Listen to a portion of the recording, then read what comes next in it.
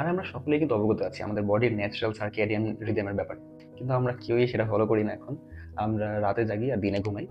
আমাদের বডির natural circadian rhythm অনুযায়ী আমাদের সন্ধ্যার পরে বডিটা কিন্তু একটা ন্যাচারাল রিল্যাক্সেশন মোডে চলে যায়, because it prepares to sleep.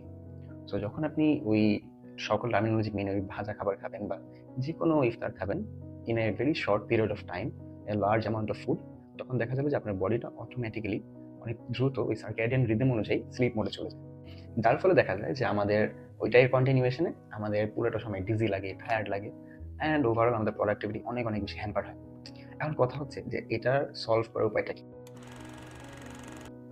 আমি শেয়ার করছি কারণ আমি নিজেও একটা সময় এই জিনিসটা নিয়ে অনেক ভুগতাম, বাট বিগত 2 বছর যাবৎ ফুল টাইম কাজ করার ফলে আমার এটা ফিক্স করেই লাগতো। সো আমার মনে হয়েছে যদি আমি পারি আপনারা নিশ্চয়ই পারবেন। তো আমি যেটা করি সেটা হচ্ছে যে আমি ইফতারে অনেক কম আইটেম খাই, like within 10 to 15 minutes, very less items, and এটা নামাজ পড়ার পরে মাগরিবের নামাজ পড়ার পর then I add more things. মানে আমি অল্প অল্প ব্রিস্ক অ্যামাউন্টে ছোট ছোট টাইমের মধ্যে খাই, এরপর আমার মিলের অ্যামাউন্টটা বাড়াই। যার ফলে দেখা যায় যে আমার ডাইজেশনটা ইজিয়ার হয়, অ্যান্ড আমি পুরোটা সময় এনার্জেটিক থাকতে পারি। তো আপনারা এই বেসিক জিনিসগুলো মেনটেন করেন, আশা করি আপনাদের এই লেস প্রোডাক্টিভিটিগুলো সলভ হবে, and we will have a better Ramadan to enjoy together.